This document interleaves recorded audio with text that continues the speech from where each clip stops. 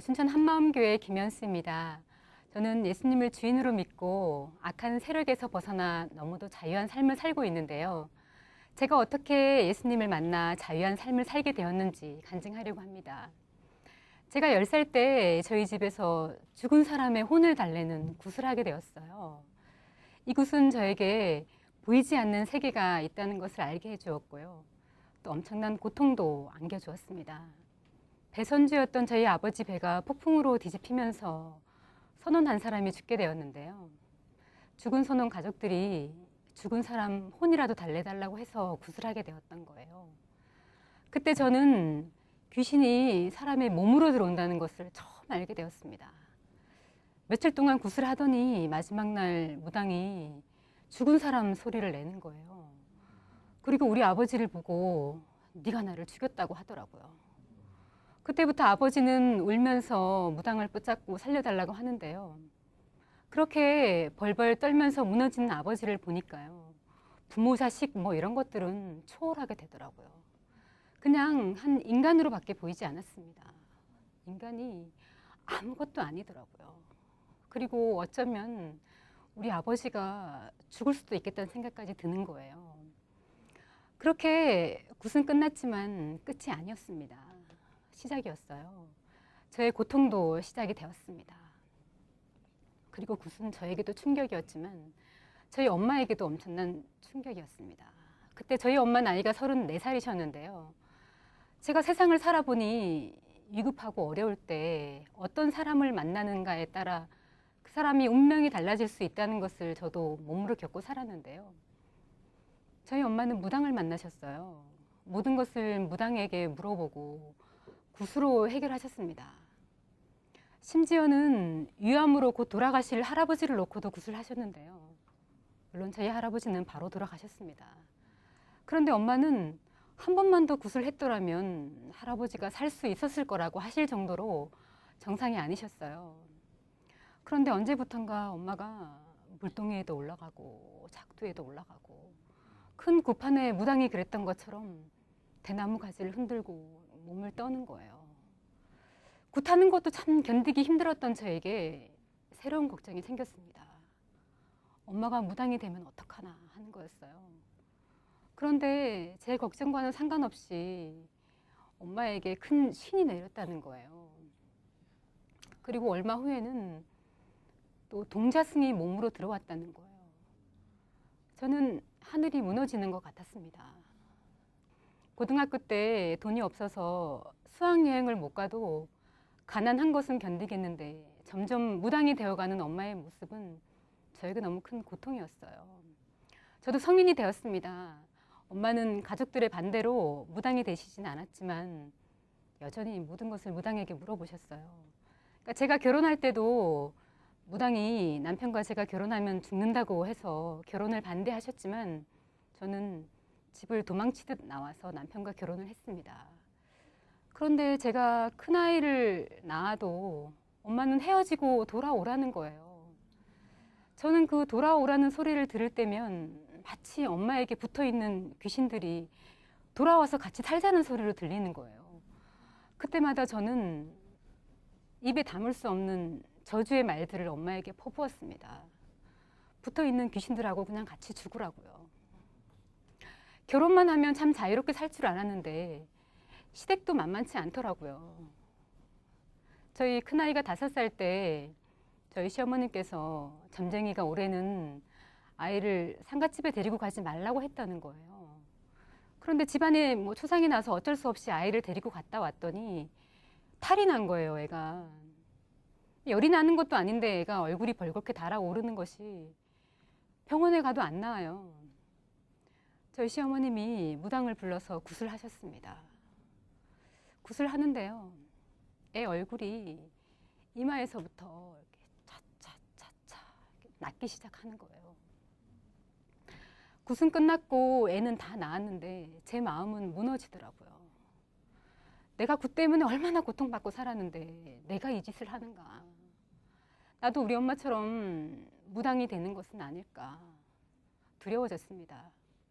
그러다가 제가 둘째를 임신하게 되었어요. 저는 10살 때 그 지옥 같은 굿판을 보고 어디서 들었는지는 모르겠는데요. 오직 예수만이 이곳에서 나를 구하고 모든 것을 끝낼 뿐이라고 생각했습니다. 그런데 성당에도 다녀보고 교회 다니는 사람을 만나보아도 해결이 되지 않는 거예요. 저는 큰아이로 무너진 아픔이 있었기 때문에 이 아이는 이놈들이 절대로 얼씬거리지도 못하도록 해야 되겠다고 생각하고 성경을 읽기 시작했습니다. 내가 성경이라도 붙들고 있어야 하나님과 통할 수 있다고 생각할 정도로 저는 무모했지만 간절했습니다. 뱃속의 아이를 하나님께서 지켜주시기를 간절히 원했습니다. 둘째를 낳았어요. 그런데 제가 지금까지 겪었던 고통과는 비교할 수 없는 고통이 시작되었습니다. 아이를 낳았는데요. 매일 밤마다 우는 거예요. 우는 것도 그냥 우는 것이 아니라 새파랗게 질려서 비명을 지르듯 우는데요. 하루 이틀도 아니고 매일 그러니까 너무 두렵더라고요. 올 것이 맞는가? 이놈들이 얘를 건드리나? 귀신들이 얘를 만지나? 별의별 생각이 다 드는 거예요. 작은 아이가 4살 때 저희 남편이 춘천으로 발령이 나서 시골에 있는 시댁에서 제가 아이들과 1년을 보내게 되었는데요. 저희 시어머님이 하루 이틀도 아니고 매일 그렇게 애가 우니까 나중에는 못 살겠다고 하시더라고요. 저는 아이가 울면 바로 아이를 들쳐업고 밖으로 나가야 했습니다. 그 새벽에 우는 애를 업고 밖에 서 있자니 내 신세가 왜 이렇게 되었을까? 살려고 발버둥 치면 칠수록 점점 더 빠져들어가는 것이 제 힘으로는 도저히 빠져나올 수 없는 늪에 빠진 것 같더라고요. 누가 여기서 나를 건져내 줄 수 있을까? 어디 의지할 곳 없는 나도 불쌍하고 나는 견디겠는데 얘는 또 어떻게 살아가야 하나? 애도 불쌍하고 애도 울고 저도 울고 한참을 그렇게 울다 보면 애가 지쳐 잠이 들어요. 그런데 그 시간이면 꼭 교회에서 새벽 기도 종이 울리더라고요. 그런데 그때는 그 소리를 들어도 교회가 제 운명을 바꿀 곳이라고는 생각하지 못했습니다. 시어머니는 남편을 통해서 구슬하자고 했지만 저는 죽으면 죽지 하고 하루 이렇게 버티고 살았습니다. 얼마나 속을 태우며 살았던지요. 어느 날 거울을 보니까요. 제 얼굴에 새카맣게 기미로 덮였더라고요. 1년 후 남편이 있는 춘천으로 아이들과 오게 되었습니다. 춘천에 와도 아이가 우는 것은 여전했어요. 어릴 때는 울기만 하더니 조금 자라니까 아예 밤에 잠을 자려고 하지 않는 거예요. 남편과 저는 매일 밤마다 차를 몰고 불빛이 없는 곳으로 아이를 재우러 다녀야 했습니다. 조선일보 춘천 마라톤 코스를 참 많이도 헤매고 다녔던 것 같아요. 그때 제가 춘천에 와서 피자 가게를 하고 있었는데요. 제가 얼마 후 넘기게 되면서 한마음교회 분들을 만나게 되었습니다. 하루는 가게에 저희 둘째 아이를 데리고 갔더니 그 남자 사장님께서 저희 아이 보고 어둡다고 하시는 거예요. 아니라고 저희 아이는 무척 밝고 명랑하다고 했더니 그분이 그런 것을 말하는 것이 아니라고 하시더라고요. 그 순간 제 가슴이 쿵 하고 내려앉았습니다. 제 속에 아이에 대한 영적 두려움이 있었지만 아니길 바라는 그 신락 같은 희망이 저를 버티게 하고 있었거든요. 근데 그분이 그걸 확 깨버리신 거예요. 너무 화가 났어요. 이 교회가 대체 어떤 교회야? 정신없이 일어나서 같은 건물 1층에 한마음교회 다니시는 약사님을 찾아갔습니다. 마침 그 약국에 그 교회 전도사님이 계시더라고요. 그분이 제 얘기를 들으시더니 보이지 않는 세계와 보이지 않는 존재가 있다는 거예요. 저는 깜짝 놀랐습니다. 지금까지 교회 다니는 사람을 만나보아도 그런 얘기를 들어본 적이 없었거든요. 저는 그분을 통해 교회에 대한 고정관념이 완전히 깨지게 되었습니다. 그리고 교회에 바로 출석하게 되었는데요. 교회만 가면 모든 것이 한 번에 해결이 되는 줄 알았어요. 예수님이 뿅 하고 나타나서 내가 너를 안다 하시고 너희 엄마 굿할 때 네가 벌벌 떨면서 나를 찾았던 것도 내가 알고 너희 아이 둘째 가졌을 때 지켜달라고 했던 것도 내가 알고 그리고 뭐 어떻게 하실지 모르겠지만 작은 아이도 한 번에 고쳐주시고 뭐 그럴 줄 알았어요. 그런데 아무 일도 안 일어나더라고요. 전도사님은 저에게 말씀만 믿으면 된다고 하셨지만 제가 속으로요. 뭘 어떻게 믿으라고. 믿을 만한 뭘 보여줘야지 믿지. 나는 서슬이 시퍼런 작두에 사람이 맨발로 올라가는 것도 봤는데. 맨날 말씀은 이야기하시는데요. 제가 그거 가지고 되겠는가 싶더라고요. 그러던 어느 날 일부 예배를 마치고 말씀을 전해주는 자매와 나무 밑에 앉아서 이야기를 나누고 있는데요. 저희 6살 된 둘째 아이가 자꾸 제 팔을 잡고 늘어지면서 뭐라고 하는 거예요. 엄마 눈이 부셔 그래요. 그리고는 뭐가 반짝거려. 뭐 예수님이 반짝거려. 그리고 눈물이 나. 뭐 눈을 못 뜨겠어 그러는 거예요. 그래서 저는 이상하긴 했지만 다른 사람과 이야기를 나누고 있었기 때문에 대충 흘려듣고 말았습니다. 그런데요. 기적이 일어났습니다. 저희 아이가 잠을 자는 거예요. 저희 남편과 저는 너무 깜짝 놀라가지고 이게 진짠가 하고 며칠을 지켜본 거예요. 그런데 진짜 초저녁에 자서 아침까지 한 번도 깨지도 않고 울지도 않고 자는 거예요. 그것뿐이 아니었어요. 6살 된 애가 누가 뭐 시키지도 않았는데 주일이면 아침 일찍 일어나서 혼자 교회 버스를 타고 주일 학교를 가는 거예요. 그리고 유치원에 가서도 복음을 전하는데요. 하도 애가 복음을 전하니까 아이들이 얘만 보면 도망을 가는 거예요. 그러니까 아이들 보고 달리기 시합을 하자고 하는 거예요. 뛰고 나면 애들이 지쳐서 도망을 못 가니까 그때 붙잡고 복음을 전하는 거예요. 그리고 명절 전에 목사님께서 제사 지내는 것은 귀신에게 절하는 것이라고 선포하셨거든요. 그런데 얘가 명절에 저희 시댁에 가서 제사 음식을 먹지 않겠다고 몇 끼를 굶는 거예요. 그렇게 들은 말씀에 순종하더라고요. 그리고 천국은 마음으로 보는 것이라 그러고 성령님은 자기 심장을 뛰게 하는 분이라는 거예요. 애가 이 정도인데 저는 어땠을까요? 제가 처음 교회 와서 뭘 보여줘야지 믿지 했잖아요. 그런데 6년 동안 그렇게 울던 애가 하루아침에 그쳤다면 제 입장에선 참 천지개벽할 기적인데 제가 못 믿고 있는 거예요. 처음에는 하나님이 고쳐주셨구나 했죠. 근데 시간이 지나면 지날수록 이걸 하나님이 고쳐주셨는지 누가 고쳐줬는지 알게 뭐야. 나을 때가 됐으니까 낫지 않았을까? 제가 고개를 흔들었어요. 아니지 아니야. 하루아침에 나았잖아. 애도 놀랍게 변했고. 자꾸 이런 것이 반복이 되니까요. 나중에는 내가 인간도 아닌 것 같더라고요. 그러던 중 둘째 아이의 기도로 10년 넘게 비염으로 고생했던 큰아이가 깨끗하게 낫는 사건이 벌어졌습니다. 작은 아이는 너무 단순하더라고요. 진짜로 믿어야 된다는 거예요. 진짜로 고쳐주실 것을 믿고 기도하자고 했을 때 기도했을 뿐인데 줄줄 흐르던 코가 멈춘 거예요. 전 너무 충격이었죠. 믿어야 되는구나. 성경 안에 예수님이 있다고 해도 내가 믿어야 만날 수 있는 거구나.